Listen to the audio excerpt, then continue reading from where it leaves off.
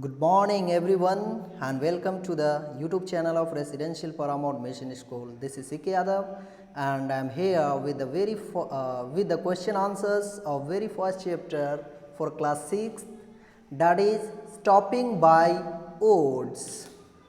So, सबसे पहले इसका हम लोग MCQs करेंगे, then true false, and then fillers and all question answers.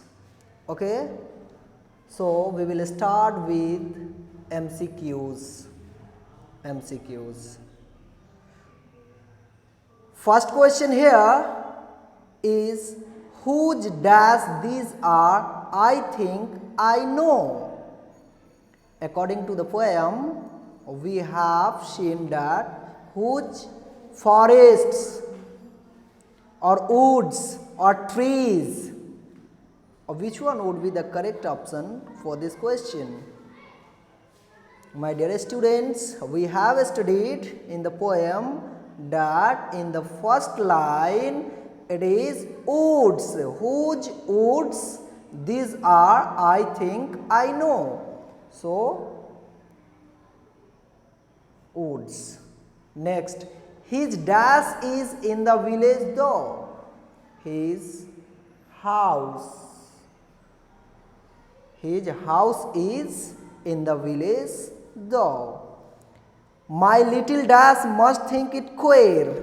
My little horse. Poem में हॉर्स की चर्चा हुई है. Next fourth, the woods are lovely and the woods are lovely, dark and deep, but I have promises to keep. Now we have to do true and false statements.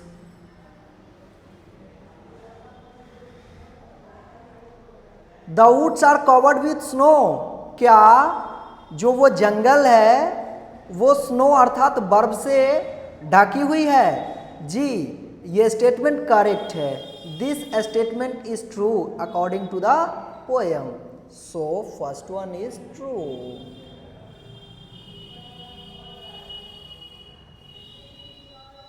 The owner of the woods lives in a village.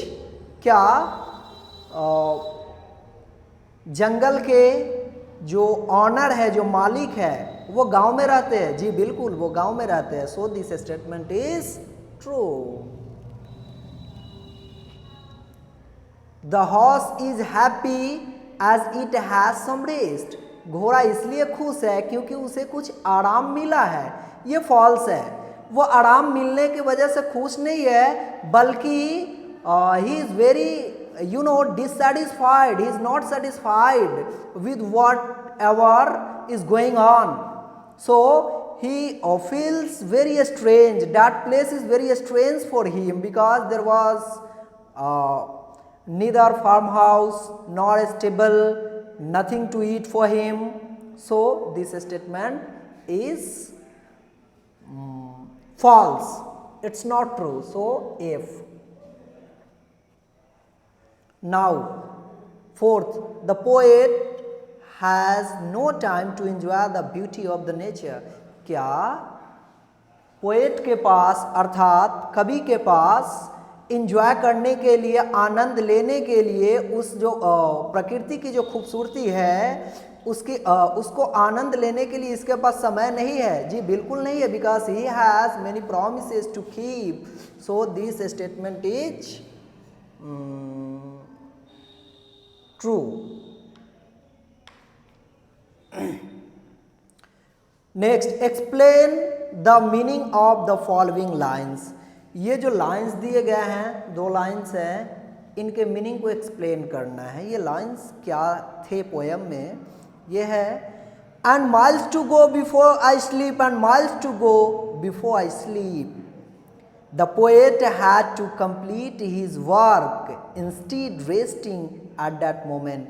मतलब ये है इसका कि poet के पास बहुत सारे कार्य हैं पूरा करने के लिए, अतः वो उस क्षण वहां रुक नहीं सकता है।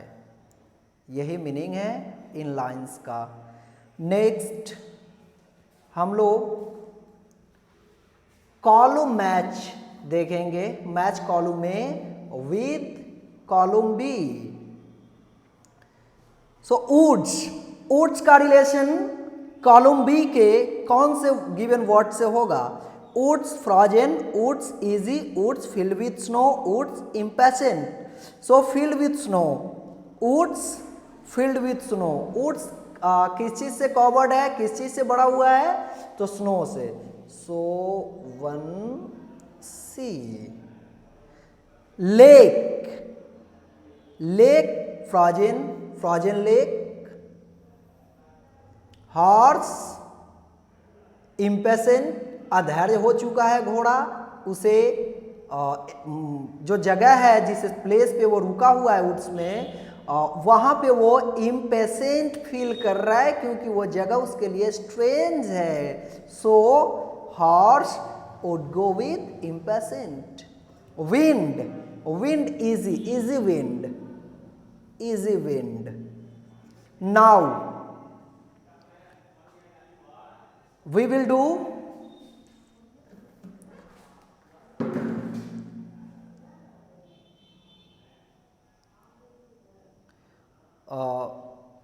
वर्ड्स का यूज हमें करना है। Use the following words in sentences of your own so as to clear their meanings. दिए गए शब्दों का प्रयोग अपने हिसाब से वाक्य में करना है, जिससे आपको दिए गए शब्द का प्रयोग भी कर ले, इसका अर्थ भी बताएं। Okay, so woods, sorry village. First word is village.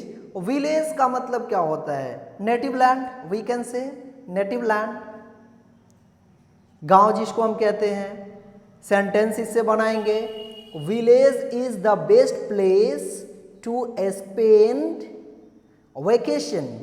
या एक और सेंटेंस में बोल रहा हूं, you can write down it as well, इसको भी आप लिख सकते हैं। I like to live in village, I like to live in village, मुझे गांव में रहना पसंद है। Next farm house. Farm house क्या होता है? फार्म हाउस से एक सेंटेंस देखते हैं, my grandpa has many pets in his farm house. मेरे दादाजी के फार्म हाउस में बहुत सारे पालतू जानवर है। Evening, we play football in the evening, we play football in the evening, हम लोग शाम में फुटबॉल खेलते हैं। Lovely, this pen is very lovely. Okay, so now meaning इन सब का देख लेते हैं। जैसे विलेज का हमने नेटिव लैंड देखा, फार्म हाउस क्या होगा? Farm house is a space apart from our house where we live. Okay, so in farmhouse we can have some animals, we can have vegetations, etc. Evening, this is the end of the day. Okay, the period of end of the day, ये दिन का आखिरी समय होता है जो evening कहलाता है। उससे हमने सेंटेंस बना, lovely means beautiful, nice. Okay, now we will do subjective question answers of this chapter.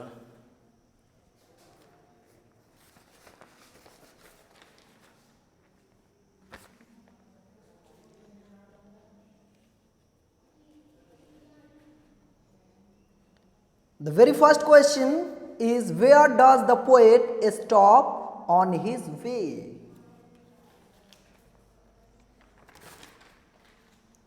Where does the poet stop on his way back home?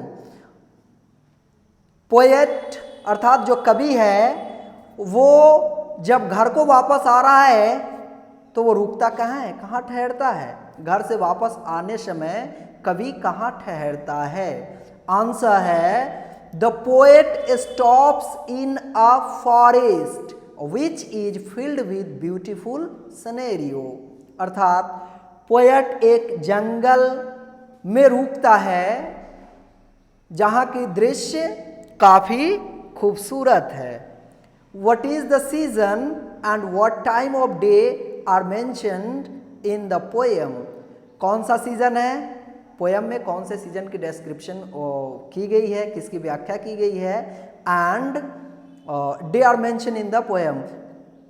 कौन सा डे, डे का कौन सा टाइम यानी दिन का कौन सा समय, उसमें कौन सा सीजन और कौन सा दिन का समय मेंशन किया गया है? तो आंसर है इट इज विंटर, जाड़े का समय है। Darkest evening of the day, darkest evening of the day not hair should be aired, hair should be aired mention in the poem of day, नहीं day, so day is correct,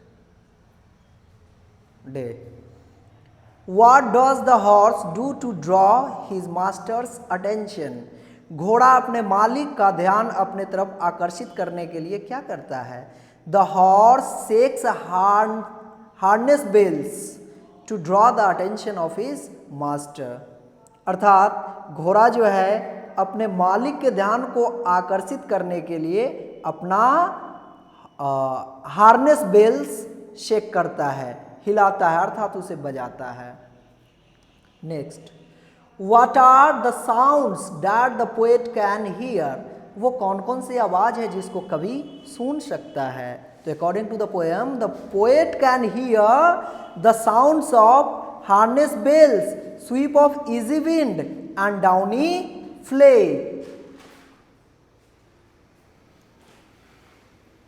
and the last question, who is the composer of this poem? इस poem के रचयिता कौन है, रचनाकार कौन है? Means who is the poet for this poem? Then Robert Frost, Robert Frost is the poet of this poem. Robert Frost जो है इस कविता के रचनाकार है। रॉबर्ट फ्रॉस्ट कहाँ के रहने वाले हैं? अमेरिका के। He is an eminent American poet. So my dear students, this way we completed the question answers related to this chapter, and now your homework is to do fair and